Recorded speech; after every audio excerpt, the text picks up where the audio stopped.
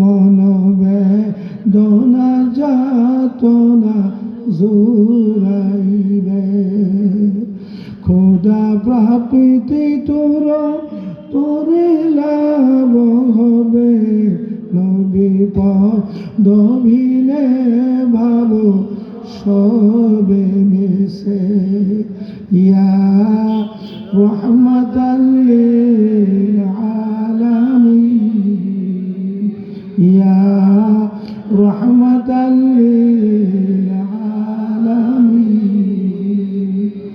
ইয়া আল্লাহু ইয়া রহমান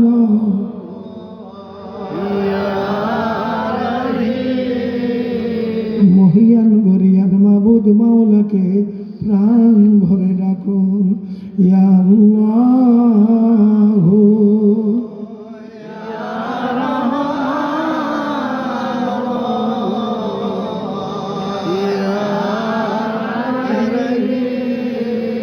যারা মুখে আছেন তারাও আল্লাহকে ডাকুন ইয়া আল্লাহু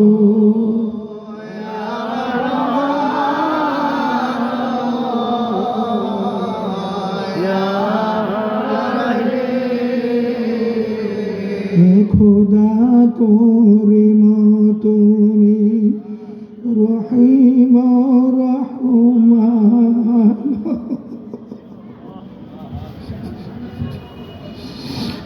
খোদা করিম তুমি রহিম রহমান কাদির গফার তুমি সকলেই তুমি জানো ইয়া আল্লাহু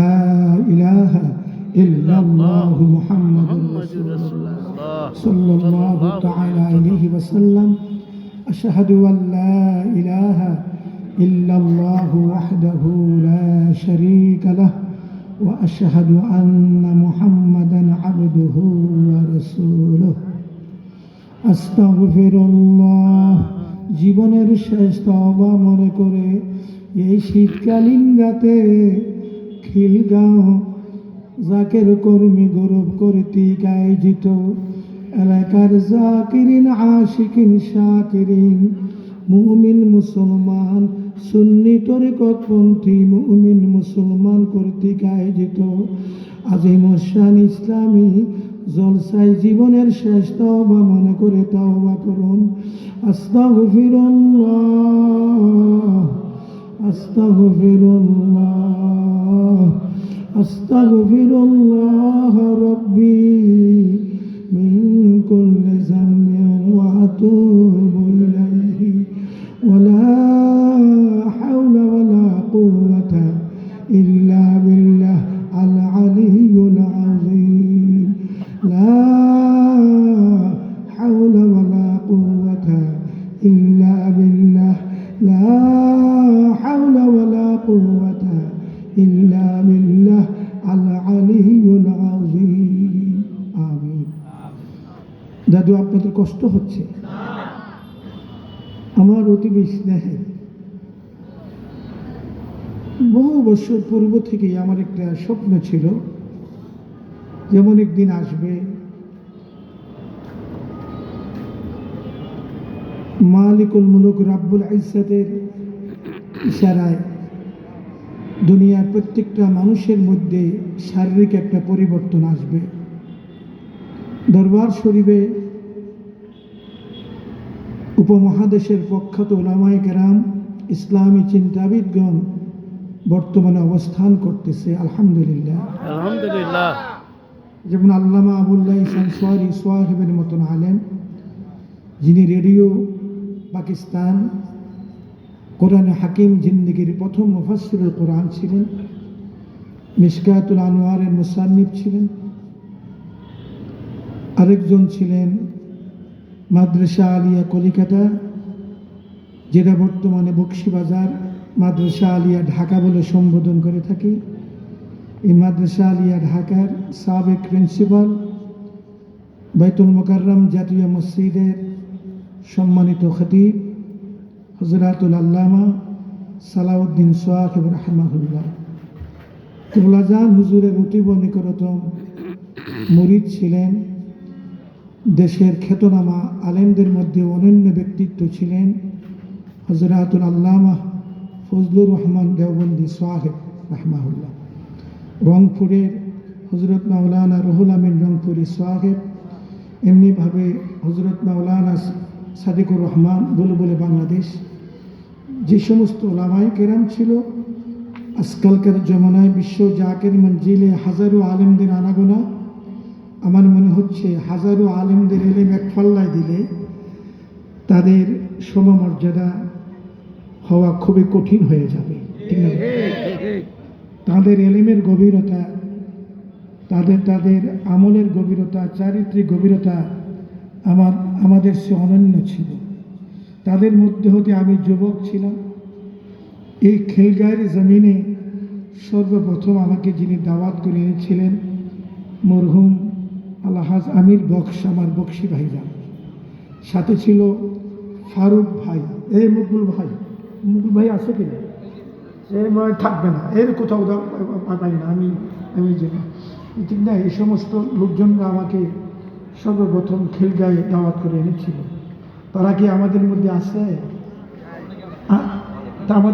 তাদের মধ্যে হতে যারা মুরব্বী শ্রেণীর ছিল তাদের মধ্যে ম্যাক্সিমামই নেই, ইল্লা মাশাআল্লাহ 2-4 জন থাকতে পারে। যেমন আমাদের অ্যাডভোকেট নূর মোহাম্মদ হাওলাদার সাহেব আছে নাকি বলে, আর তখনকার আমলে যারা যুবক ছিল তেরা আছে। তো আলেমদের মধ্যে আমি ছিলাম যুবক, কিন্তু তিনাদের যে স্নেহ, তিনাদের যে ভালোবাসা, মহব্বত ভোলার মতো নয়।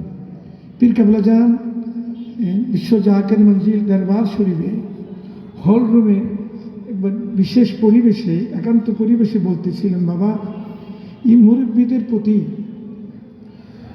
যারা যত বেশি সম্মান প্রদর্শন করবে, আল্লাহ পাক তাদেরকে দুনিয়া ও আখিরাতের জীবন তত বেশি উজ্জ্বলময় করে দেবে। আমি সবচেয়ে বেশি খুশি বাবা, গোটা দেশ বিদেশ ব্যাপী আপনাদের বড় ভাইদের সঙ্গী হয়ে হাজারো হাজারো প্রোগ্রাম করতেছেন, আপনার বিরুদ্ধে কোনোদিন নালিশ আসলো না। তো আমি কেবলা জান, তিনারা তো আমার বড় ভাই সমতুল্য বা উস্তাদ সমতুল্য। আসলে আল্লামা বলেছেন আনসারী সাহেব আমার বড় ভাই সমতুল্য ছিলেন, আলহামদুলিল্লাহ। তো আবার উস্তাদ সমতুল্য বললাম। পীর কেবলা জান খুব খুশি হলেন, বললেন, বাবা, এই তরিকতের প্রথম সবকই তো আমি দিয়েছি আদব, বুদ্ধি, মহব্বত, সাহস।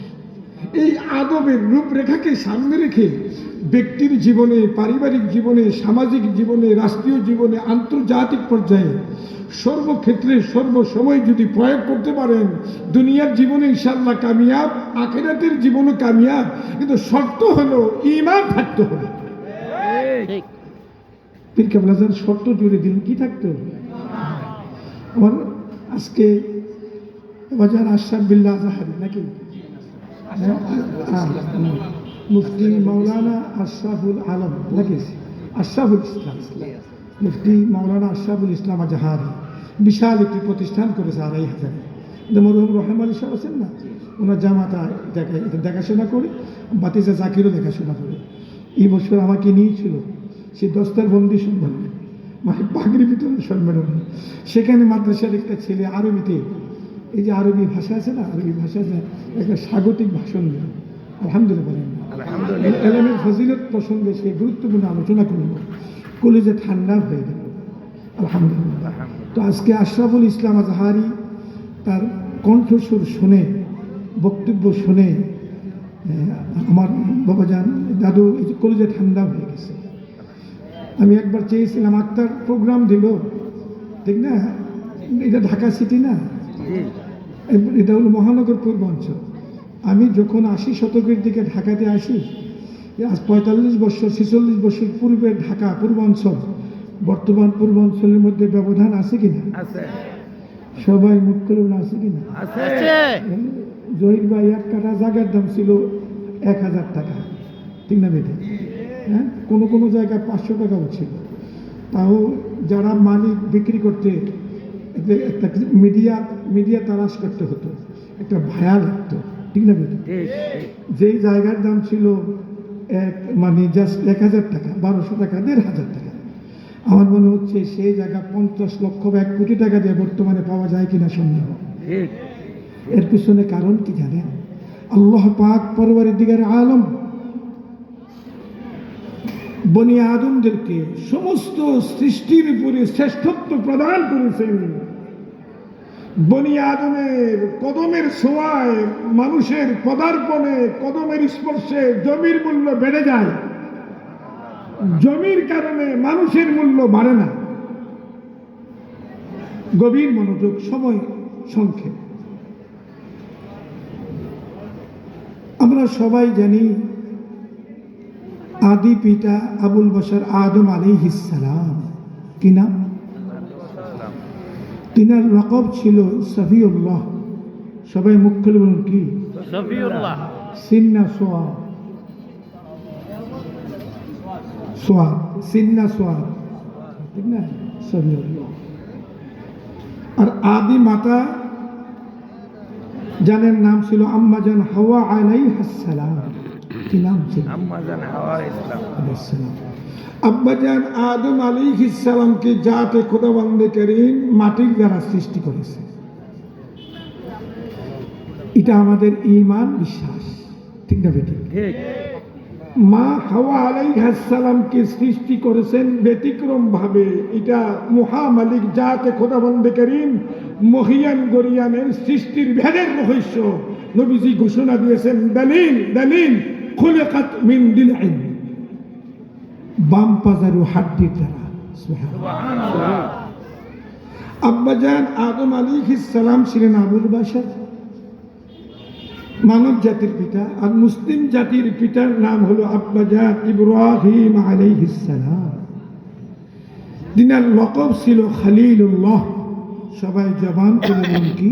খলিলুল্লাহ। আল্লাহর বন্ধু। আওয়াজ করে বলুন কি? আল্লাহর বন্ধু। তিনি নবীও ছিলেন, তিনি রাসূলও ছিলেন, খলিলুল্লাহ ছিলেন, মুসলিম মিল্লাতের পিতা। অনেকের পরে জানতে চায়, আমরা তো রুহের জগতে ছিলাম, রুহের জগতের পিতাকে, রুহের জগতের পিতার পরিচয় তো আমরা আদৌ নিলাম না। শুনলে খুশি হবেন, তাফসীরে রুহুল বায়ানের মধ্যে আল্লামা ইসমাইল হাক্কি রাহমাহুল্লাহ বর্ণনা করেন, রুহের জগতের পিতার নাম হলো নবী আহমদ মুজতবা মুহাম্মদ মুস্তাফা সাল্লাল্লাহু তাআলা আলাইহি ওয়াসাল্লাম। জাদু কষ্ট হচ্ছে না কি রে বাবা? ভাইজি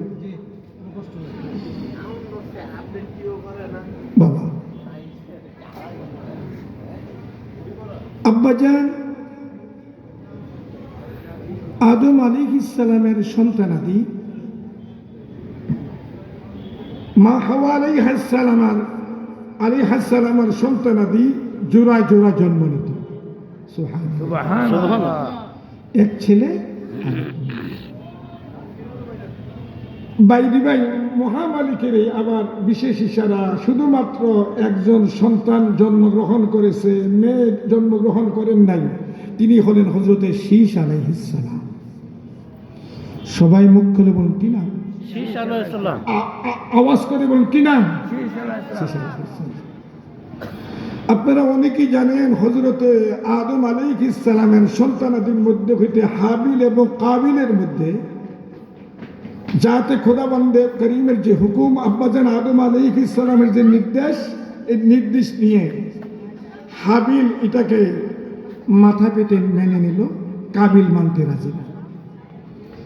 গোলামি শুরু করল, সীমালঙ্ঘন শুরু করল। পরিশেষে মহামালিকের পক্ষ থেকে কুরবানির হুকুম হলো। দেখা গেল হাবিলের কুরবানি কবুল হয়েছে, কাবিলের কুরবানি কবুল হয়নি। এরপরে ইবলিস শয়তান কাবিলের উপরে সাওয়ার হয়েছে।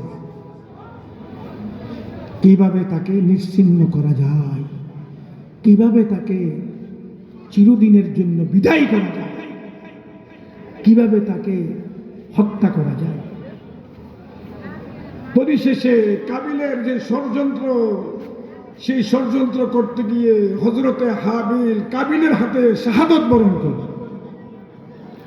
বনি আদমের মধ্যে সর্বপ্রথম যিনি শাহাদতের দরজা লাভ করেছেন, আল্লাহ পাক যাকে শাহাদতের মর্যাদা দিয়েছেন, তিনি হলেন হযরতে হাবিল। আর বনি আদমের মধ্যে জঘন্যতর অপরাধ হত্যা মামলায় খুনি, জঘন্যতম খুনি সর্বপ্রথম যিনি হয়েছে সে হলো কাবিল। কি নাম? তো হাবিলকে হারিয়ে আব্বাজান আদম আলাইহিস সালাম, মা হাওয়া আলাইহিস সালামের মধ্যে এখানে তারা যেন শোক সাগরে ভাসতে লাগলো, খুব বেশি বেশি কান্নাকাটি করল। আল্লাহ পাক পরওয়ারে দিগারে আলম এত বড়ই যে মেহেরবান, হাবিলের পরিবর্তে শীশ আলাইহিস সালামকে মা হাওয়া আলাইহিস সালামের গর্ভ মুবারকে দান করলেন। ওসিলা হলো আদম আলাইহিস সালাম। পরিশেষে তিনি যখন জন্মগ্রহণ করেন, ইবনে আসাকির রাহমাহুল্লাহ বর্ণনা করেন, আমি দেখলাম আমার পুত্রধন শীষের চৌকের মাঝখানে কপালের মধ্যে লেখা রয়েছে মুহাম্মাদুর রাসূলুল্লাহ। আমার নবীজি কে গো? 1233 হিজরিতে ওয়াহাবীদের গুরু ঠাকুর শয়তানের সিং মুহাম্মদ ইবনে আব্দুল ওয়াহাব নজদি তার আবির্ভাবের পর তার মতানুসারে তার এবং তার দলীয় লোকদের আকীদা হলো রাসূলুল্লাহ ইন্তেকালের পরে মাটির সাথে মিলেমিশে গেছে। আপনারা কি মুর্দা নবীর উম্মত না জিন্দা নবীর উম্মত? কারা কারা জিন্দা নবীর উম্মত হাত উঠান তো। জিন্দাবাদ, জিন্দাবাদ, জিন্দাবাদ, জিন্দাবাদ, নারায়ে রিসালাত। তাওহীদ আছে, রিসালত নাই, মুমিন হতে পারবে না। তাওহীদ ও রিসালতের সমন্বয় হলো ঈমান। ঠিক না বেটি? আফসোস কিছু সংখ্যক লোকেরা বলে, হে তাওহীদি জনতা। আমরা কিন্তু তাওহীদি জনতা নই, আমরা মুমিন জনতা, ঠিক, আমরা মুসলিম জনতা। পাকিস্তান আমলও ছিল হে বেরাদরান ইসলাম। আজকে কি বার? আজকে শনিবার, আগামী করল রবিবার, খিলগাঁও আজিমুসান ইসলামী জলসা অনুষ্ঠিত হবে। ঠিক না বেটি? ঠিক, মুসলমান বলে মুমিন বলে সম্বোধন করা হতো। বাংলাদেশ স্বাধীনতার 4-5 বছর পর থেকে হঠাৎ করে একটা স্লোগান শুরু হয়ে গেল, হে হঠাৎ করে সম্বোধন শুরু হয়ে গেল, হে তাওহীদি জনতা। আসলে তারা কারা? তাদের আসল পরিচয় জানা আমাদের ঈমানি দায়িত্ব। দাদু, আপনি কি মুমিন না মুনাফিক? তার মাপকাঠি হলো মদিনাওয়ালা। ঠিক, মদিনাওয়ালার প্রশংসা শুনলে যদি আপনার ভালো লাগে, মনে করবেন এখনো আপনার অন্তঃকরণে ঈমানি নূর বিরাজ করতেছে। ঠিক, আর আল্লাহ রাসূলের প্রশংসা শুনলে যদি চেহারা কালো হয়ে যায়, ভালো লাগে না, আপনার মতো এত বড় নিমক হারাম, এত বড় মুনাফিক নীল আকাশের নিচে আর জমিনের উপরে কেউ হতে পারে না। মুনাফিকদের একটা গুণ আছে, এটা টাইম মাহফিল আমি বলে থাকি। গুণটা বলবো কিনা? গভীর রাত হয়ে গেছে তো আমার মনে হচ্ছে আজাহারি বাবাজি আজাহারি লম্বা বাহিনী দিছে মনে নাকি এই বয়সে কতক্ষণ? মোটামুটি 1.5 ঘন্টা। এই বয়সে 1.5 ঘন্টা। আমি কোনো এক সময় ঢাকা সিটিতে 4-5 ঘন্টা বয়ান করছি। বরানসারি বাবু যাই নাই, সালাউদ্দিন বাবু যাই না, একা চালাই নিয়েছি। 8টা থেকে শুরু করে 12টা 12:30 কানে কানে দাদা তারপর ঠান্ডা হয়ে যায়। ঠিক না বেটি? এরা বাচ্চা মানুষ, এরা খায় বা কি? এখনো আল্লাহর রহমতে যা খেতে পারি অর্ধেক খেতে পারে না, ঠিক না বেটি? এই অনেক সময় এক নাতি আছে আমার একজন, ঠিক না, যে প্রফেসর, ঈদের সময় আইলে খুব দাদা নাতি তো বড় লোকের হাতি গরিবের নাতি ঠাট্টা মস্কারি করে। তো আমার দাদার সামনে নরম নরম লাগতেছে, দাদার মধ্যে আগে স্পিডটা দেখা যায় না, জ্বালালি দেখা যায় না। আমি কি এখানে আসলাম, এখানে আপনি আমার কাছে আসেন একটু, দাদা কি জন্য? আমাকে একটু হালকা করে একটু সামনে আপনার হাতটা দেন আর আমার হাতটা দেন, একটু লাগাই দেখি, মাপসা, ঠিক না? আমরা তো পাকিস্তান আমাদের হাত দিই, ঠিক না বেঠে? যদিও নাতিরা বাংলাদেশ স্বাধীনতা ভূখণ্ডে জন্মগ্রহণ করছে, সাবধান, ব্রিটিশ পাকিস্তানের এই হাড্ডির সাথে যদি বাংলাদেশের হাড্ডির যদি সংঘর্ষ হয়ে যায়, তৎক্ষণাৎ এই ঢাকা মেডিকেলে নেওয়া লাগবে, উপায় নাই, ঠিক না বেঠে? এখনো আল্লাহর রহমতে আপনাদের নেক দোয়ার বরকতে চেষ্টা করি কথা বলার। পীর কেবলা যেন একবার বলতেছিলেন, বাবা এই শত শত প্রোগ্রাম গোটা দেশব্যাপী কীভাবে করেন আমি নিজে বিশ্বাস করতে পারি না, আমি আশ্চর্য হয়ে যাই। বাবা আমি আপনার জন্য আল্লাহর কাছে খাস করে দরখাস্ত দিয়ে রাখছি, আল্লাহ পাক যেন আমার শরীরটাকে ভালো রাখে। ঠিকই আমার সাথে যারা কথাবার্তা বলতো গোটা বাংলাদেশে আহলুস সুন্নাত ওয়াল জামাতের মধ্যে বলেন, আর আমরা এই যে দরবার শরীফে বলেন বা সুন্নি তরিকতপন্থীদের মধ্যে বলেন, আমার সাথে যারা কথাবার্তা বলতো ইল্লা মাশাআল্লাহ 2-4 জন ছাড়া সবাই পরবারে চলে গেছে। ইন্না লিল্লাহি ওয়া ইন্না ইলাইহি রাজিউন। দাদু গভীর মনোযোগ, আমার আল্লাহ পাক সূরাতুল বাকারা ঘোষণা দিচ্ছেন, দলিল দলিল, একটু গরম পানি আনো না, গরম পানি, আমার ড্রাইভার থেকে অপদার্থ ড্রাইভার, কারণ সে জানে আমার গাড়িতে একটা প্লাক্স থাকে, কোনো সিস্টেম জানে না এগুলো, এই যে যার হয় 9 বছরে আর যার হয় না 90 বছর, ঠিক না বেটি? أعوذ بالله من الشيطان الرجيم بسم الله الرحمن الرحيم ومن الناس من يقول آمنا بالله وباليوم الآخر وما هم بمؤمنين।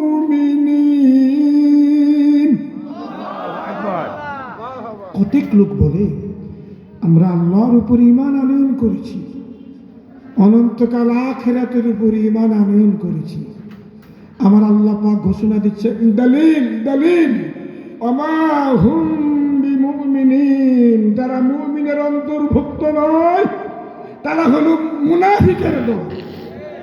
ফি কুলুবিহিম মারাদ, তাদের অন্তঃকরণে বিমারি রয়েছে, মুর্দা কলব, জিন্দা লাশ, ঠিক না বেটা?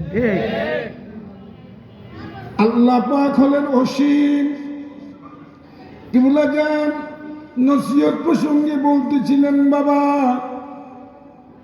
জাতে খোদাবন্দি করিম হলো অসীম,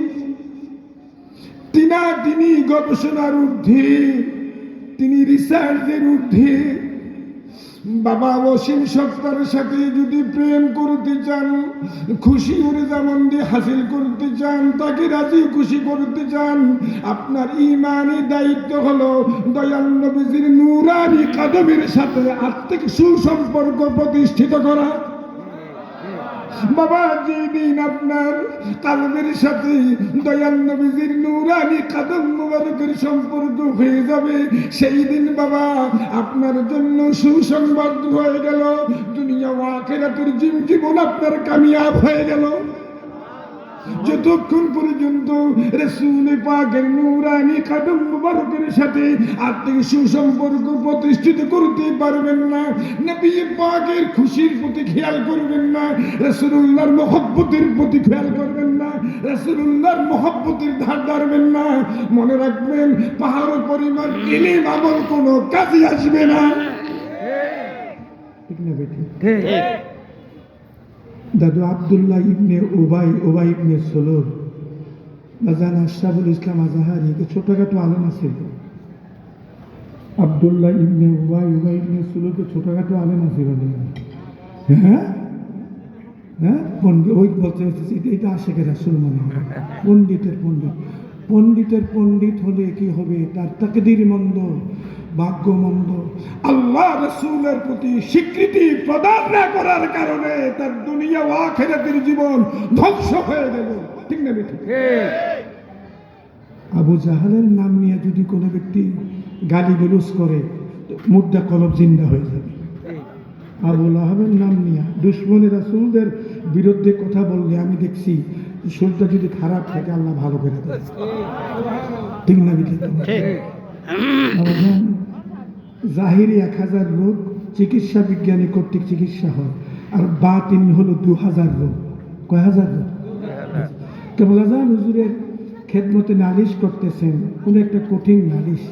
পীর কেবল আজান বলতেছে, বাবা ডাক্তারের কাছে যাওয়া লাগে না, হুজুর বউ গেছি, বউ ডাক্তারের কাছে গেছি।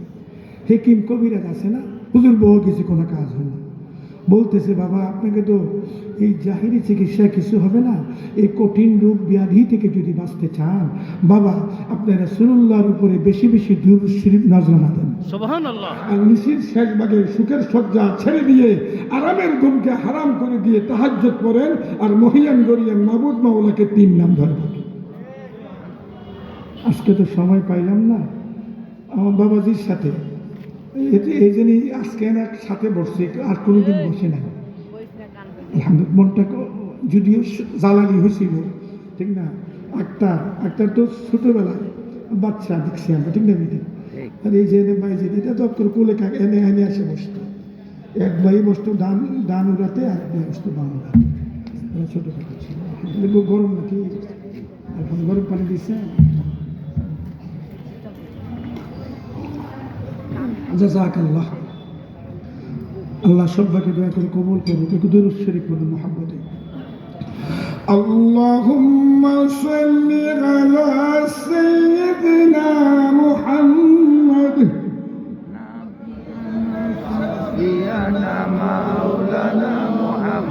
আল্লাহুম্মা সাল্লি আলা সাইয়্যিদিনা মুহাম্মদ নবিয়িনা শফিঈনা মাওলানা মুহাম্মদ আল্লাহুম্মা সাল্লি আলা সাইয়্যিদিনা মুহাম্মদ নবিয়িনা শফিঈনা মাওলানা মুহাম্মদ। নবী ছাড়া অন্য কেউ মাওলার দিদার পাইল না,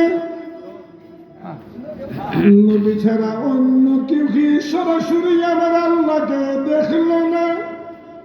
এটা হলো আহলুস সুন্নাত ওয়াল জামাতের আকীদা। ঠিক না বেটা? নবী ছাড়া অন্য কেউ সরাসরি আমার আল্লাহকে দেখল না। রাআইতু রাব্বি ফি হাসানি সূরাতিন, মিরাজ রাতের ঘোষণা। আল্লাহুম্মা সাল্লি আলা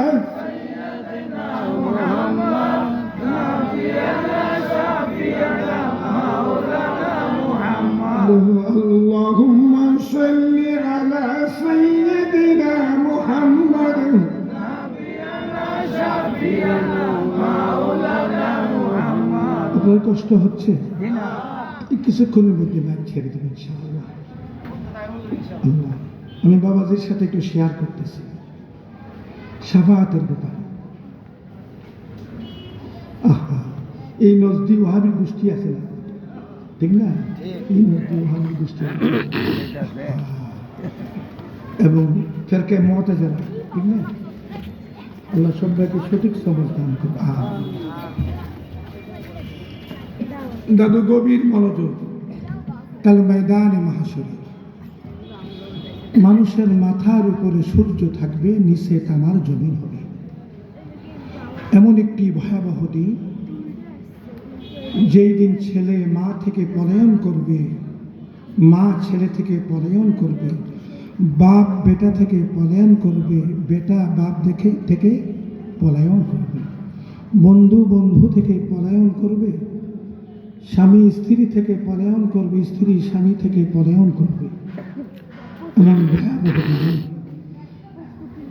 পুরুষ বলেন আর মহিলা বলেন উলঙ্গ অবস্থায় হাসরের ময়দানে উঠবে। আল্লাহু আকবার। কি অবস্থা উঠবে? উলঙ্গ অবস্থা। শুধুমাত্র মুসলিম মিল্লাতের পিতা আব্বাজান ইব্রাহিম খলিলুল্লাহ আলাইহিস সালামকে আল্লাহ পাক পরবর্তীকার আলম হাসরের শুরুতে পোশাক দান করবে, জান্নাতের পোশাক দান করবে। কেননা আব্বাজান ইব্রাহিম আলাইহিস সালাম বাহ্যিক দৃষ্টিকোণ থেকে জালিম দুষ্ট নমরুদ কর্তৃক আগুনের মধ্যে নিক্ষিপ্ত হয়েছিল। আব্বাজানকে উলঙ্গ করে নিক্ষেপ করা হয়েছিল। সেই যাজাটা আল্লাহ পাক হাসরের ময়দানে শুরুতে দিয়ে দিবে। তিরমিজি শরীফের হাদিস, عن أبي هريرة رضي الله تعالى عنه عن النبي صلى الله تعالى عليه وسلم قال فأقصى حلة من حلال الجنة ثم أقوم عن يمين العرش ليس أحد من الخلائق يقوم ذلك المقام غيري رواه الترمذي। আমার দয়াল নবীজি ঘোষণা দিচ্ছেন, আমার রাসূলুল্লাহকে হাসরের ময়দানে, আমার রাসূলুল্লাহকে হাসরের ময়দানে নেওয়ার পূর্বে আমাকে জান্নাতের পোশাক পরিধান করানো হবে। আল্লাহু আকবার। আমার রাসূলুল্লাহকে হাসরের ময়দানে নেওয়ার পূর্বে জান্নাতের পোশাক পরিধান করানো হবে। সুম্মা কুমু আন ইয়ামিনিল আরশ, অতঃপর আমি রাসূলুল্লাহ আরশের ডান পার্শ্বে দাঁড়িয়ে থাকব। লাইসা আহাদুম মিনাল খালায়েক ইয়াকুমু যালিকাল মাকামা গায়রি।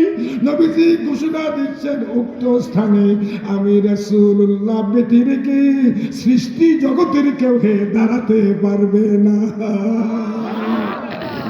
আমার বাবাদের আজারি সবচেয়ে বয়ান করেছে মাকামে মাহমুদ। মাকামে মাহমুদের মূল মালিক আমার আল্লাহ। সে মাকামে মাহমুদ দান করেছেন দয়াল নবীজিকে। আসা আইয়া বাকাতাকা রাব্বুকা মাকামান মাহমুদা। দাদু, আজকের মাহফিলের শেষ দিকে দোয়ার পূর্বে সংক্ষিপ্তভাবে আমি 3টি নসিহতের কথা বলে যাই। প্রথমত হলো কেবলাজান হুজুর বলতেন, হক্কানি পীর ও মুর্শিদরা আপন মুরিদানদেরকে হুকুম করে থাকেন। বিশেষ করে পীর কেবলাজান বলতেন, বাবা হুজুরিল কালবে নামাজ পড়বে, আল্লাহ পাককে হাজির নাজির ওয়াহিদ জেনে রুকু সিজদা করবেন। এমন একদিন আসবে আপনাদের নেক নিয়তের বরকতে আল্লাহ পাক আপনাদের নামাজকে মেরাজ হিসাবে কবুল করে নিবে। দাদু মনে রাখবেন, দল যার যার, এ সত্য ইসলাম সবাই, দল যার যার, আহলুস সুন্নাত ওয়াল জামাত সবার দল যার যার, রাসূলুল্লাহর সত্য তরিকা সবাই, পীর যার যার, আহলুস সুন্নাত ওয়াল জামাত সবার। ঠিক।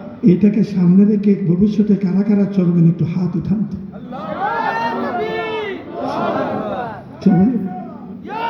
সবাই আওয়াজ করবো না আমি। পীর কেবলাজান একদিন একান্ত পরিবেশে বলতেছিলেন, বাবা ফজরের নামাজের প্রতি খুব বেশি গুরুত্ব দিবেন। ফজরের রহমতের সময় যদি না উঠতে পারেন, ফজরের জমাতে নামাজ পড়তে পারেন, বাবা রহমতের কিছুটা হক আদায় হয়ে যাবে। আর স্মরণ রাখবেন, বন্ধু চিনা যায় সফরে, আর মুসল্লি চিনা যায় ফজরে। মুকুল ভাই নামাজ পড়েন? সবাই বলে আমি নামাজ পড়েন। ফজরের নামাজ কি নামাজ? বন্ধু চিনা যায় সফরে, আর আপনার মুসল্লি চিনা যায় ফজরে। 40 দিন পর্যন্ত জমাতে নামাজ পড়ে দেখেন ফজরের নামাজ, আল্লাহর রহমতে আপনার জীবনে একটা পরিবর্তন এসে যাবে। কেবলাজান একদিন জালালি মেজাজে বলতেছিল, আমি কি নিয়ে আসলাম, আপনারা কি চাচ্ছেন? বাবা 40 দিন পর্যন্ত যদি একজন মুমিন জমাতের সাথে 5 ওয়াক্ত নামাজ পড়তে পারে, আর এই তাহাজ্জুদের সময়, রহমতের সময় সুখের ছজ্জা ছেড়ে দিয়ে মহামালিকের কাছে খালেস তওবা করতে পারে, আল্লাহকে ডাকতে পারে, নবী পাকের শানে দুরূদ শরীফ পাঠ করতে পারে, খালেস তওবা করতে পারে, বাবা 40 দিন পরে আল্লাহর রহমতে তার মধ্যে বিরাট একটা পরিবর্তন এসে যাবে। এই একটা আমল। দ্বিতীয় আমলের কথা বলে যাই, দাদু আজকের এই মাহফিলে ওয়াদা করব, আপনার আমার বাড়িতে ঘরে যদি কোনো ফকির যায়, ফকিরকে আমরা চেষ্টা করব খালি হাতে ফেরাবো না। নবীজি ঘোষণা দিয়েছেন, ঘোড়ার উপরে সওয়ার হয়েও যদি কোনো ভিক্ষুক আসে, তোমরা তাকে ফিরাইও না, তোমরা তাকে ধমক দিও না। বাবা যান, এমন দাদু অনেক ফকির আছে, হয়তো বা অনেকে একটু ব্যতিক্রম ধর্মী দুনিয়া লোভী ফকির আছে, থাকা স্বাভাবিক, কিন্তু আল্লাহওয়ালা কিছু ফকির আছে, আল্লাহ পাকের ইশারায় আপনার বাসভবনে বাড়িতে এসে হাজির হয়ে যাবে। আপনি যদি ওই মুহূর্তে তাকে কিছু দিয়ে খুশি করে দিতে পারেন, কিছু না দিতে পারেন, খুশি মুখে যদি বিদায় করতে পারেন, আপনার তকদির ভালো, আল্লাহ পাক আপনার জন্য রহমতের দরজা খোলা রাখবে। দাদু 3 দিন পর্যন্ত উপবাস, রাস্তার কিনারায় পড়ে আছে, কোনো মানুষ তাকে জিজ্ঞাসা করলো না, খোঁজ খবর নিল না। শেরে খুদা আলী ইবনে আবি তালিব রাদিয়াল্লাহু তাআলা আনহু, আম্মা জান ফাতিমাতুজ জাহরা রাদিয়াল্লাহু তাআলা আনহার খেদমতে সফর থেকে এসে বলতেছেন, আপনার তো শরীর খারাপ, আপনার কি খেতে মনে চায়? বলতেছে, আমার আনার খেতে মনে চায়। পকেটে পয়সা নেই, সেই খোদা পয়সা ধার করে করজা করে আম্মাজানের জন্য একটা আনার খরিদ করে বাড়ির দিকে রওনা করছেন। ওই প্রতীক ভিক্ষুকের সাথে দেখা, বলতেছেন, ও ভিক্ষুক, আপনার কি অবস্থা? তবে আজকে 3 দিন পর্যন্ত এই রাস্তার কিনারায় পড়ে আছি, ও সেই খোদা, কেউ আমার খবর নিল না, কেউ আমার সাথে কথা বললো না, খোঁজ খবর নিল না। আপনি আমার খোঁজ খবর নিচ্ছেন। বলতেছে, উহি ভিক্ষুক, উহি ফকির, আপনার কি খেতে মনে চায়? কই, আমার আনার খেতে মনে চায়। নবী আপনাদের ফাতিমাতুজ জাহরা রাদিয়াল্লাহু তাআলা আনহা অসুস্থ, আপন স্বামীর কাছে আসাদুল্লাহ গালিবের কাছে আনারের কথা অর্জন করেছেন, সেটা পুরা করার জন্য বাজারে আনার খরিদ করে, তাও খরচা করে টাকা এনে আনার খরিদ করে রওনা দেওয়ার পরে ভিক্ষুকের সাথে দেখা। হঠাৎ করে তিনার মনে হয়ে গেল, আল্লাহ ঘোষণা দিয়েছেন, ওয়া আম্মাস-সাইলা ফালা তানহার। আল্লাহু আকবার বলেন। এই আয়াতে কারিমা স্মরণ হওয়ার পরে তিনি আল্লাহর ওয়াস্তে তিনি ওই ফকিরকে আনার দিয়ে দিলেন, খালি হাতে বাড়ি ফিরলেন। ফিরার পরে আম্মা জান ফাতিমাতুজ জাহরা রাদিয়াল্লাহু তাআলা আনহার খেদমতে ঘটনা খুলে বললেন। আম্মা জান খুব বেশি খুশি হলেন, শেরে খোদার জন্য দোয়া করলেন। সুবহানাল্লাহ। কিছুক্ষণ পরে হযরতে সালমান ফার্সি ফারসির দেশের আজমিদের মধ্যে দরবারে রিসালতে, দরবারে নবুয়তে এসে যিনি নবুয়তের পক্ষে, রিসালতের পক্ষে সাক্ষ্য প্রদান করেছেন, তিনি তো হলেন হযরতে সালমান ফার্সি রাদিয়াল্লাহু তাআলা আনহু। তিনি একখানা খানসার মধ্যে দাদু কিছু আনার এনে, ঢাকনা দিয়ে আনার এনে শির খুদার খেদমতে দিয়েছেন। শির খুদা আলী ইবনে আবি তালিব রাদিয়াল্লাহু তাআলা আনহুর সাথে হযরত সালমান ফার্সি রাদিয়াল্লাহু তাআলা আনহুর খুব গভীর সম্পর্ক ছিল, মহব্বতের সম্পর্ক ছিল, শফকতের সম্পর্ক ছিল। আল্লাহু আকবার বলেন। আল্লাহু আকবার। তিনি পরীক্ষা শুরু কি করলেন, একটা আনার আস্তিনের মধ্যে লুকাইয়া রেখে দিলেন, আর 9টা আনার শির খুদার সামনে যখন পেশ করলেন, বলতেছে, হে সালমান ফার্সি, এই আনার কোথায় পেলেন? আল্লাহর পক্ষ থেকে জিবরিল আলাইহিস সালাম, জিবরিল আলাইহিস সালাম আল্লাহ আমার হুকুমে নবী পাকের খিদমতে জান্নাতের আনার দিয়ে আপনার খিদমতে পাঠিয়েছেন। তখন তিনি গণনা করলেন, গণনা করার পর দেখতেছেন 9টা আনার। হযরতে আলী বলতেছেন, সালমান ফার্সি আপনি ভুল করছেন, আমার মতো অনেক আলী তো নবীজির সাহাবীর মধ্যে আছে, এটা আমার আনার নয়। কেননা আমার আল্লাহর কথার মধ্যে সন্দেহের কোনো অবকাশ নেই। আল্লাহ পাক ঘোষণা দিয়েছেন, ফামান বলুন না, মান জাবিল হাসানাতি ফালাহু আশরু আমসালিহা। আল্লাহু আকবার। যেই ব্যক্তি একটা নেক করবে, আল্লাহ পাক একটা নেকের বিনিময়ে তাকে 10টা নেক দান করবে। ওকে সালমান ফার্সি, আমি তো একটা আনার দান করে আসছি, আল্লাহর পক্ষ থেকে যদি হয় তাহলে আমি 10টি আনার পাওনা। আল্লাহ পাক তো ওয়াদার ব্যতিক্রম কিছু করেন না। হযরতে সালমান ফার্সি মৃদু হাসি দিলেন। কি হাসি দিলেন? মৃদু হাসি দিলেন, যেটা আমরা মুস্কি হাসি বলি। মুস্কি হাসি কিন্তু বলা সমচিন নয়। আমার আব্বা হুজুর কেবলা ইনকার করত, মুস্কি হাসিটা ভালোর দিকে ইশারা করে, মন্দের দিকে ইশারা করে। নবী রাসূলদের শানে, সাহাবী কেরামদের শানে, ওলিদের শানে, মুমিনে কামেলদের শানে এই মৃদু কথা বলাটাই হলো শ্রেয়। এটার মধ্যে শুধুমাত্র মহব্বতে বিরাজ করে। মৃদু হাসি দিয়ে তিনি আস্তিনার ভিতর থেকে একটা আনার দিয়া 10টা আনার পুরা করে দিলেন। কেবলা জান হুজুর বলতেন, বাবা আপনারা আমার নবীজির উম্মত, এই নবীর উম্মতের মধ্যে যদি কোনো ব্যক্তি খালেস নিয়তে একটা নেক করে, আল্লাহ পাক তাকে একের বিনিময়ে 10টা নেক দান করে। কোন কোন ক্ষেত্রে 70টি নেক দান করে, কোন কোন ক্ষেত্রে 700 পর্যন্ত নেক দান করে, তার চেয়ে অধিক নেক দান করে। আমি বলতেছিলাম কয়টা নসিহতের কথা, 3টার মধ্যে কয়টা বললাম? একটা বললাম, দুইটা বললাম। আরেকটা হলো আজকের এই মাহফিলে ওয়াদা করব, আমাদের শরীরে যখন জালালি মেজাজ এসে যায়, এই যে একজন মানুষ আমার বামে বসা, ঠান্ডা মেজাজের লোক নাকি? হ্যাঁ, মানে গরম এখন আর না, ঠিক না বেটি? বাঘ পর্যন্ত বুড়া হইলে দরবেশ হইয়া যায়, ঠিক না বেটি? আগের মতো না, ঠিক না?